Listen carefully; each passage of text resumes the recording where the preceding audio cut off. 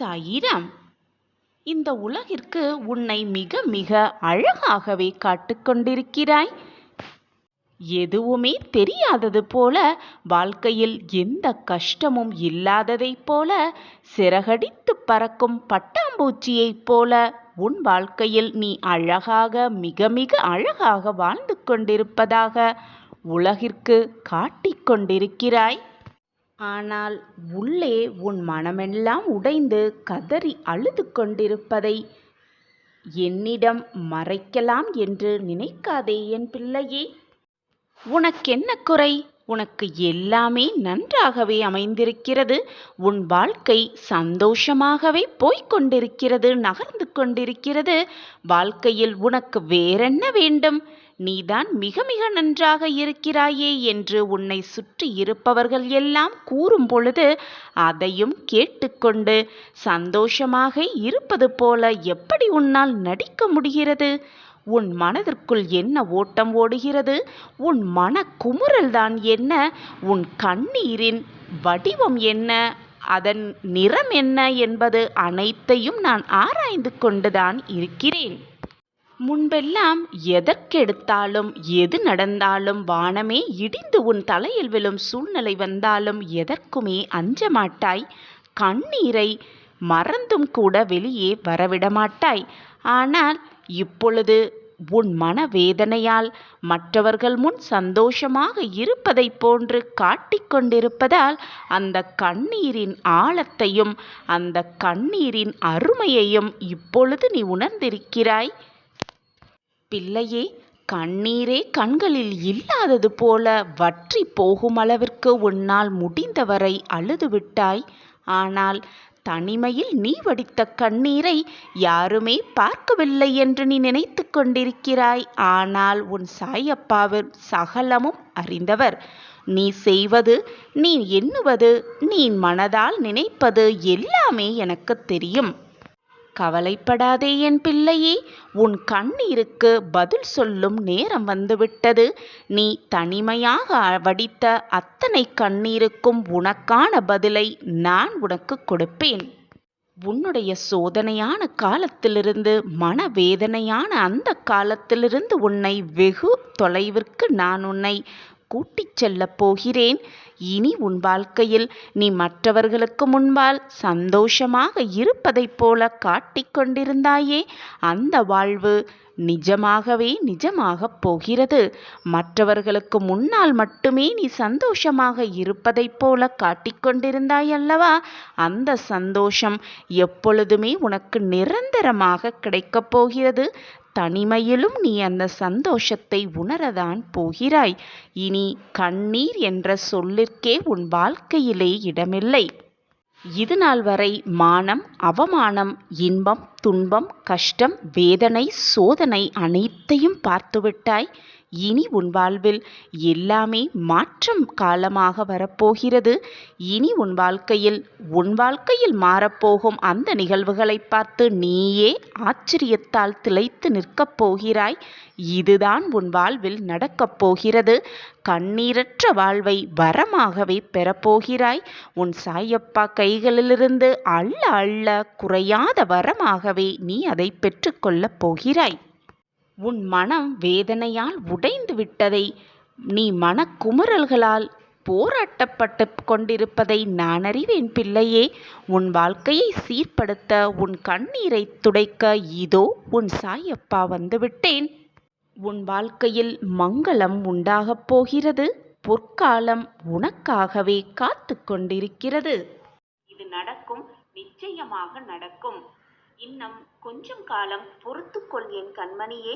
உன்னை புறக்கணித்தவர்கள், நீ வேண்டாம் என்று உதறி சென்றவர்கள், நீ காட்டிய அன்பே மேலான அன்பு என்பதை புரிந்து கொண்டு உன்னிடம் ஓடி வந்து சேரும் காலம் வெகு தொலைவில் இல்லை. நீ காட்டிய அன்பிற்காக ஏங்கி, உன்னுடைய பாசத்திற்காக உன்னை ஓடி வருவார்கள், தேடி வருவார்கள். உன் ரணப்பட்ட மனதிற்கு மருந்தாக பல அதிசயங்களை நான் கொடுக்கவிருக்கிறேன். அந்த அதிசயம் உன்னிடம் வந்து சேரும் பொழுது உன் மனதை சந்தோஷமாகவும் மிக ஆனந்தமாகவும் வைத்துக்கொள். அப்பொழுதுதான் இரட்டிப்பு மகிழ்ச்சி, இரட்டிப்பு சந்தோஷத்தை உன்னால் உணர்ந்து கொள்ள முடியும். எண்ணமும் மனதும் தூய்மையாகவும் மென்மையாகவும் பாலை போல் அப்பழுக்கற்றதாகவும் தான் இருக்கிறது. ஆனால் சோதனைகள் பல உன் மனதையும் உன் வாழ்வையும் சூழ்வதால் உன் மனதை நீயே தேவையில்லாமல் குழப்பிக் கொண்டிருக்கிறாய். உன் அப்பா நான் இருக்கிறேன், எதற்குமே அஞ்சாதே. சோதனைகள் உன்னை தாக்கும் பொழுது ஓம் சாயிராம், ஓம் சாயிராம், ஓம் சாயிராம் என்று சொல்லிக்கொண்டே இரு. சோதனைகள் உன்னை விட்டு விலகுவதை உன் மனம் உணரவே செய்யும். உன்னுள்ளே நான் வாசம் செய்து கொண்டுதான் இருக்கிறேன். என் பாதங்களை தொட்டு நீ வணங்கும் ஒவ்வொரு நொடியும் நான் அந்த ஸ்பரிசத்தை உணர்ந்து கொண்டுதான் இருக்கிறேன்.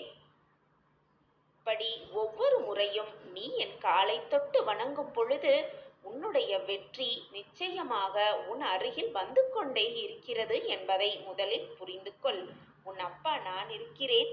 உன் வாழ்க்கையில் துன்பத்தை மட்டுமே அனுபவிக்க நான் விடமாட்டேன், அனுபவிக்கவும் மாட்டேன் என்று நம்பிக்கையோடு இரு. அப்பா இருக்கிறார், என் வாழ்க்கையை மீட்டெடுப்பார், நல்ல நிலைமைக்கு என்னை கொண்டு வைப்பார் என்ற நல்ல எண்ணத்தை மனதில் வளர்த்துக்கொள். உன் எண்ணம் போல் உன் வாழ்வும் நல்லபடியாகவே நடக்கும். நல்லதை மட்டுமே நினை, நல்லது மட்டுமே நடக்கும் உன் வாழ்வில். கண்களை மூடிக்கொண்டு நிம்மதியாக இதை கேள். மறுகணமே நீ கேட்டது நினைத்தது எல்லாம் உனக்கு நிறைவேறும். அந்த அறிகுறி உனக்கு தெரியும், நிச்சயமாக நிறைவேறும். உன்னை சுற்றி என்ன நடக்கிறது என்பதை நீ புரிந்து கொள்ளத்தான் அந்த சூழ்நிலைகளை நான் உனக்காக கொடுத்து கொண்டிருக்கிறேன். ஆனால் அதை என் சாயப்பா எனக்கு துன்பத்தை கொடுத்து விட்டார், எனக்கு மனவேதனையை கொடுத்து கொண்டே இருக்கிறார், என் வாழ்க்கையில் மாற்றங்களை நிகழ்த்தவே மாட்டேன் என்கிறார் என்று என் மேலேயே குற்றம் சாட்டுகிறாய், என் மேலேயே கோபமும் படுகிறாய். எல்லாம் புரிந்த பிறகு, நம்மை சுற்றி என்ன நடக்கிறது என்பதை எல்லாம் உணர்ந்து கொண்ட பிறகு பின்னே வருந்துவதால் எந்த பயனும் இல்லை என் குழந்தையே. நிச்சயமாக உன் வாழ்க்கையில் வெற்றி என்னும் கனியை எட்டி பிடிப்பாய். சர்வ நிச்சயமாக நான் உனக்கு அருகிலேயே உனக்கு பக்கபலமாக வழித்துணையாக வருவேன். உன்னை நல்வழியில் அழைத்து செல்வேன். உன் வாழ்க்கையில் வெற்றியடைய செய்வேன். நான் இருக்கிறேன், அப்பா இருக்கிறார் என்ற நம்பிக்கையோடு உன்னுடைய பயணத்தை மேற்கொள். நீ எட்டி பிடிக்கும் அந்த சந்தோஷ தருணம் வெகு தொலைவில் இல்லை. வாழ்க்கையில் நீ சென்ற இடமெல்லாம் போராட்டங்களும் அவமானங்களும் உன்னை தொடர்ந்த காலமெல்லாம் முடியப் போகிறது. இனி உன் வாழ்க்கையில் பல நல்ல நல்ல திருப்பங்களும் மாற்றங்களும் நிகழப்போகிறது. இதுவரை சோதனை மட்டுமே அனுபவித்து வந்த நீ இனி சந்தோஷ தருணத்தை அனுபவிக்கப் போகிறாய். அந்த தருணத்தை நான் உனக்காக ஏற்படுத்திவிட்டேன். அந்த வேலையை தான் நான் செய்து கொண்டிருக்கிறேன். கூடிய விரைவில் உன் வாழ்க்கையில் நல்ல நல்ல மாற்றங்கள் திருப்பங்கள் ஒவ்வொன்றாக நிகழும். அந்த வாய்ப்பை பயன்படுத்திக்கொள். சாதுரியமாக நடந்து கொள். உன் வாழ்க்கையில் நீ முன்னேறுவாய். அதற்கு உறுதுணையாக உன் அப்பா எப்பொழுதும் உன் அருகிலேயே இருப்பேன் என்பதை மறந்து விடாதே. சில காலம் நம்பிக்கையோடு தான் இருந்தாய். எனக்காக என் சாயப்பா இருக்கிறார், அனைத்தையும் பார்த்து கொள்வார், எனக்கு அற்புதமும் அதிசயத்தையும் நிகழ்த்துவார் என்று நம்பிக்கையோடு கூறிக்கொண்டுதானே இருந்தாய். அப்படி இருந்த உனக்கு இப்பொழுது என்னவாயிற்று பிள்ளையே? சில நிகழ்வுகளின் வெளிப்பாட்டால் தான் உன் மனமே நொந்து போய் நொறுங்கி போய் இப்படி வேதனையில் சுழன்று கொண்டிருக்கிறாய். முன்பெல்லாம் நம்பிக்கையோடு இருக்கும் சமயத்தில் இது எனக்கு வேண்டும் சாயப்பா, எனக்கு இதை செய்து கொடுங்கள், என் வாழ்வில் ஆச்சரியத்தை நிகழ்த்துங்கள் என்று என்னிடம் வந்து கேட்டாய். அப்படி இருந்த நீ சில காலம் கழித்து என் சாயப்பா எனக்கு செய்து தருவார், நல்லதை மட்டுமே செய்து தருவார் என்று நம்பிக்கையோடு இருந்தாய். ஆனால் இப்பொழுது என்னவாயிற்று உனக்கு? உன்னுடைய காலம் செல்ல செல்ல உன்னுடைய நம்பிக்கையை நீ இழக்க இழக்க லேசாக உன் மனதில் நம்பிக்கையை இழந்து வருகிறாய். அதுவும் உன்மேலும் நம்பிக்கையை இழந்து வருகிறாய். உன் சாயப்பா மேலிருக்கும் நம்பிக்கையையும் இழந்து வருகிறாய். கொஞ்சம் கொஞ்சமாக நம்பிக்கையை இழந்துவிட்டு நான் உங்கள் மீது வைத்திருக்கும் நம்பிக்கை வீண் போகாதுதானே சாயிநாதரே? என் வாழ்க்கையில் அது நடந்துவிடும் தானே? நீங்கள் அதை நடத்தி கொடுப்பீர்கள் தானே என்று கேள்வியோடே என்னை பார்க்கிறாய். காலங்களும் நேரங்களும் எனக்கு எதிராக சுழல்வது போல் எனக்கு தெரிகிறது. நான் இந்த பக்கம் காத்து கொண்டிருக்கிறேன். ஆனால் நீங்கள் அந்த பக்கம் என்ன செய்து கொண்டிருக்கிறீர்கள்? உங்கள் திட்டம்தான் என்ன என்பது எனக்கு புரியவே இல்லை. நான் என்னதான் செய்வது என்று புலம்பிக் கொதிக்கிறாய். கலங்காமல் இரு என் குழந்தையே, பொறுமையாக இரு. உன்னுடைய பிரார்த்தனையும் நம்பிக்கையும் கண்ணுக்கு தெரியாத விஷயங்கள்தான் என்பது உனக்கு சந்தேகமில்லைதானே?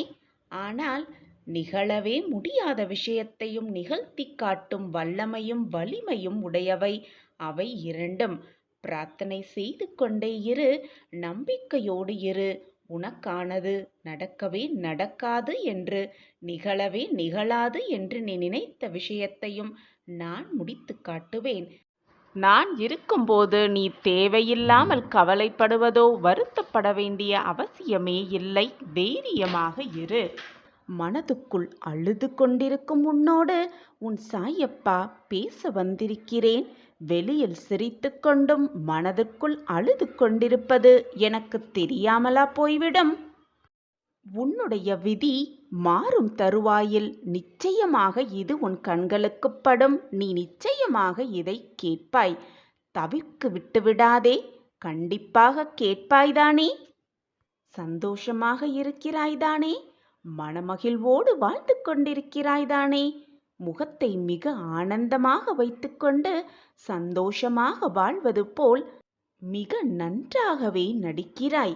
உன் நடிப்பு உன் சாயப்பாவிற்கு மிக நன்றாகவே தெரியும். உன் துயரங்கள், உன் வேதனைகள் அத்தனையும் உன் மனதில் போட்டு பூட்டை போட்டு பூட்டி வைத்துக்கொண்டு ஊரை வேணால் நீ ஏமாத்தலாம். உன்னுடைய அப்பாவை நீ அவ்வளவு சுலபமாக ஏமாற்ற முடியாது. இது உனக்கு தெரியும் தானே? பின் ஏன் என்னிடமும் வந்து உன் நடிப்பை தொடர்கிறாய்? உன் மனதில் என்ன ஓடிக்கொண்டிருக்கிறது என்பதை நான் அறிவேன். இந்த துயரங்கள், இந்த சோதனைகளிலிருந்து எப்படி தப்பிப்பது, எப்படி வாழ்க்கையில் மீள்வது என்று அதற்கு பதில் தெரியாமல் நீ குழம்பிக் கொண்டிருப்பதும் உன் சாயி தேவாவிற்கு மிக நன்றாகவே புரிகிறது. நான் மிக மோசமாக சூழ்நிலையில் சிக்கி தவித்துக் கொண்டிருக்கிறேன். என் விதியே அப்படித்தான் போலும். நான் இந்த விதியோடுதான் வாழ்க்கையை வாழ வேண்டும் போலிருக்கிறது. கஷ்டத்தோடுதான் நான் என் வாழ்க்கையை வாழ வேண்டும் போலிருக்கிறது. என் வாழ்வே அவ்வளவுதான் என்று நீ நினைப்பது எல்லாமே எனக்கு புரிகிறது. விதிதான் ஒருவனது வாழ்க்கையை நிர்ணயிக்க வேண்டும் என்றால் நான் ஏன் ஒரு காரியம் செய்ய முயற்சிக்க வேண்டும்? விதிப்படிதான் எல்லாம் நடக்கும் என்றால் எனக்கு ஏன் ஆசைகள் வர வேண்டும்? நான் அதை அடைய, அந்த ஆசையை அடைய நான் ஏன் உழைக்க வேண்டும் என்றெல்லாம் என்னை பார்த்து கேட்கிறாய். உன்னுடைய கேள்வி சரிதான். விதி என்பது பெரும்பாலுமே நமது மன சமாதானத்திற்காகவே பயன்படுத்துவதை உன்னால் உணர்ந்து கொள்ள முடியவில்லையா? விதி முடிந்துவிட்டது, அதனால் அவன் இறந்து விட்டான். தோற்க வேண்டும் என்ற விதி, அதனால்தான் அவன் தோற்றிருக்கிறான். அவனுக்கு விதிக்கப்படவில்லை, அதனால்தான் அவனுக்கு கிடைக்கவில்லை.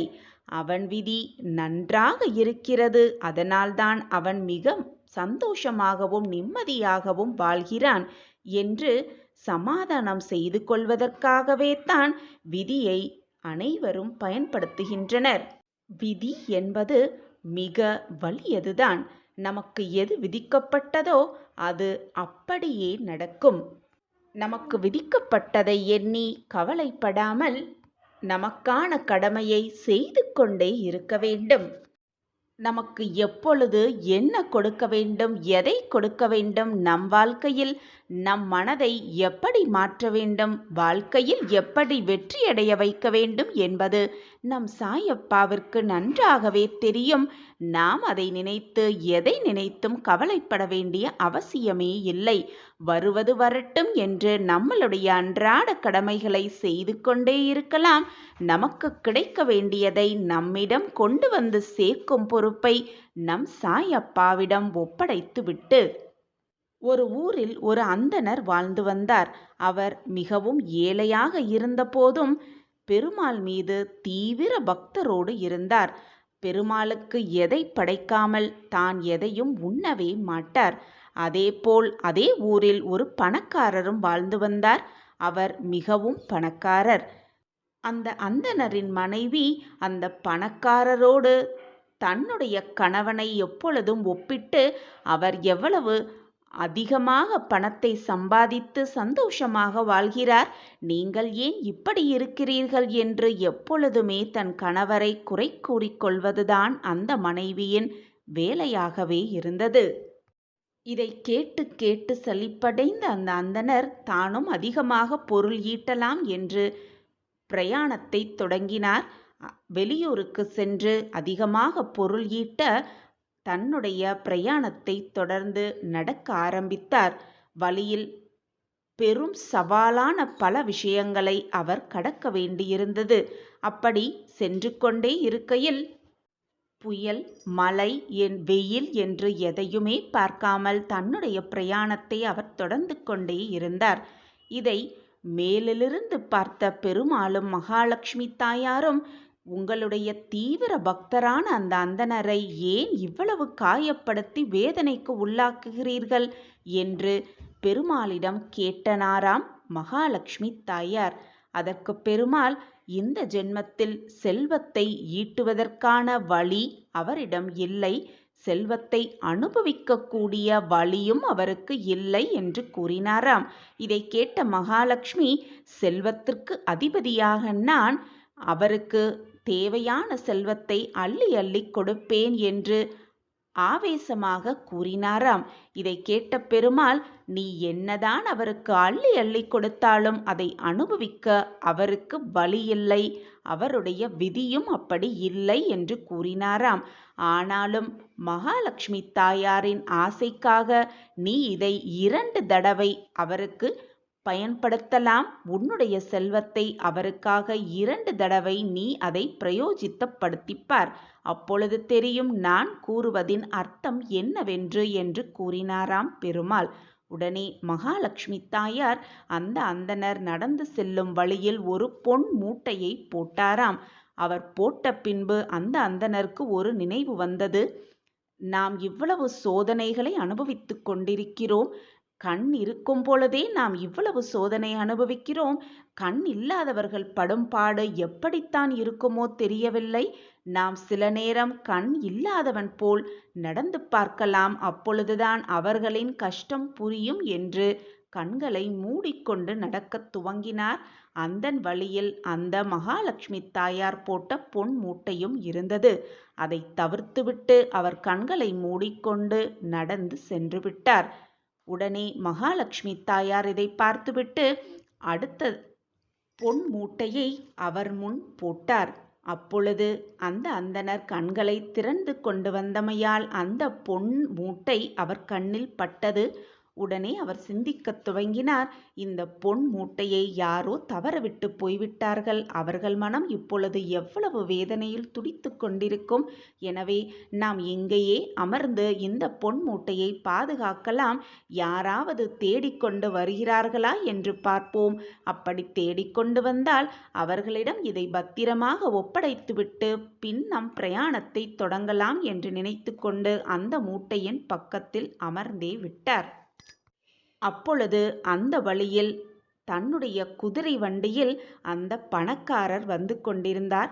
உடனே அந்த அந்தணருக்கு புரிந்துவிட்டது, இவர்தான் இந்த பொன் மூட்டையை தவறவிட்டிருப்பார் என்று நினைத்து கொண்டு அவரை நிறுத்தி, இதோ நீங்கள் தவறவிட்ட பொன் மூட்டை என்னிடம் பத்திரமாகத்தான் இருக்கிறது, பெற்றுக்கொள்ளுங்கள் என்று அவரிடம் ஒப்படைத்தார். இதை அனைத்தையும் பார்த்து கொண்டிருக்க மகாலட்சுமி தாயாருக்கு அப்பொழுதுதான் பெருமாள் சொன்ன வார்த்தைகளின் அர்த்தம் புரிந்தது. என்னதான் செல்வம் கொட்டி கிடந்தாலும் அதை அனுபவிக்க வேண்டிய விதி இருந்தால்தான் அதை அனுபவிக்க முடியும் என்பது அப்பொழுது விளங்கியது. பூர்வ ஜென்மத்தில் செய்த பாவ புண்ணியத்தின் கணக்குப்படிதான் இந்த பிறவியில் இன்பத்தையும் துன்பத்தையும் அனுபவித்தாக வேண்டும். நம் கர்மாவை நாம் கழித்தேதான் ஆக வேண்டும். விதி வலியதுதான் என்பது அப்பொழுதுதான் புரிந்தது. நம் விதியும் வலியதுதான். பூர்வ ஜென்ம புண்ணியத்தின்படிதான் இன்பத் துன்பத்தை அனுபவிக்க வேண்டும். நமக்கு விதிக்கப்பட்டது நிச்சயமாக நம்மிடம் வந்துதான் சேரும். அதை நாம் அனுபவித்துதான் ஆக வேண்டும். நம்மளுடைய விதி மாறும் தருவாயில் நிச்சயமாக நமக்கு என்று எழுதப்பட்டது இன்பமாக இருந்தாலும் சரி துன்பமாக இருந்தாலும் சரி அதை நம்மிடம் கொண்டு வந்து சேர்ப்பார் சாயிநாதர். சாயப்பா இருக்க நமக்கு ஏன் மனக்கவலை? தனிமையில் எப்பொழுதும் உட்கார்ந்து கொண்டு சில சமயம் ஏன் நமக்கு இப்படி நடக்கிறது, ஏன் இந்த பிரச்சனை நம் வாழ்வில் வந்தது என்று கூட உனக்கு புரியாமல் ஏதோ ஒரு குழப்பத்தில் தனிமையில் அமர்ந்து வேதனைப்பட்டு கொண்டிருக்கிறாய். உன்னுடைய உற்றார் உறவினர்கள் நண்பர்கள் என்று யாராவது உன்னிடம் வந்து கேட்டால் கூட எனக்கு என்ன கஷ்டம் என்று கூட எனக்கு புரியவில்லை, ஆனால் என் மனம் ஏதோ ஒரு வேதனையில் தவிக்கிறது, என்னால் அதை உணர்ந்து கொள்ள முடிகிறது என்று கூறுகிறாய். சில சமயம் யார் வந்து உன்னிடம் பேசினாலும் அவர்கள் என்ன பேசுகிறார்கள் என்பதை கவனிக்க கூட முடியாமல் உன் சிந்தனை வேறு விதமாக சென்று விடுகிறது. சில சமயம் உன்னையே நீ மறந்து போகும் அளவிற்கு வேதனையில் தத்தளித்து கொண்டிருக்கிறாய்.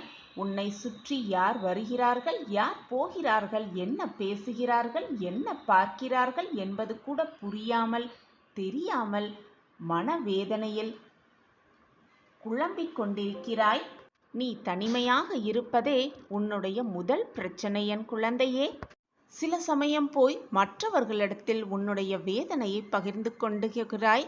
சில சமயம் உன் சாயப்பாவிடம் வந்து என்னால் எதிலையுமே உண்மையாக இருக்க முடியவில்லை, என்னால் வேதனை தாங்க முடியவில்லை, இந்த வேதனையிலிருந்து என்னை காப்பாற்றுங்கள் சாயிநாதரே என்று என்னிடம் வந்தும் சொல்லுகிறாய்.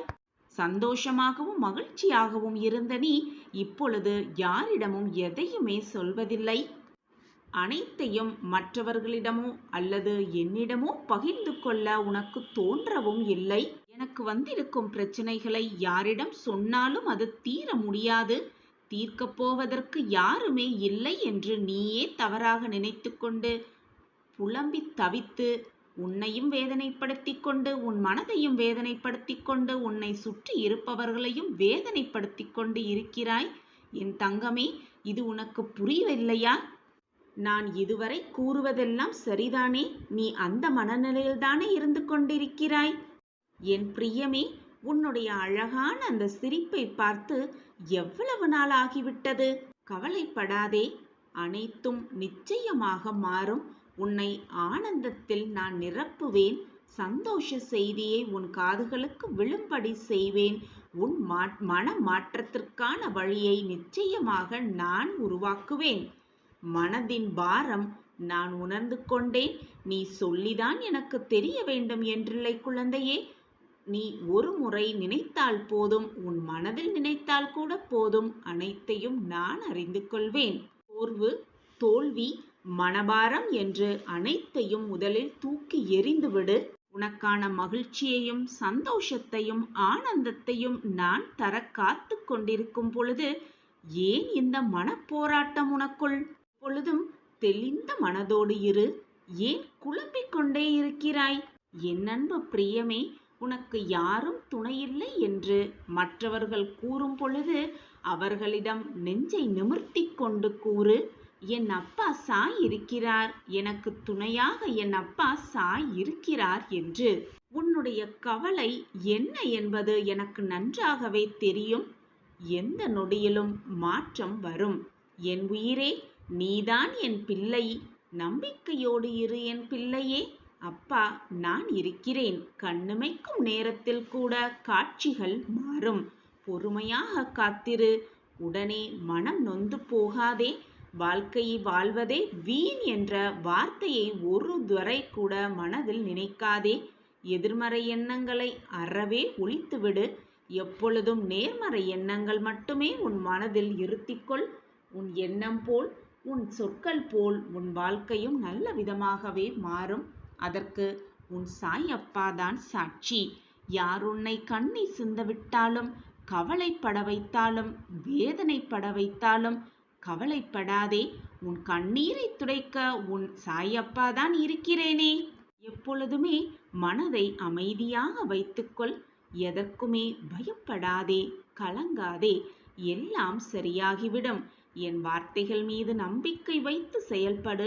நிச்சயம் தடைகளையெல்லாம் தகர்த்தி வெற்றி என்னும் பாதையில் உன்னை அழைத்து சென்று வெற்றியடைய வைப்பேன் உன் வாழ்க்கையில்.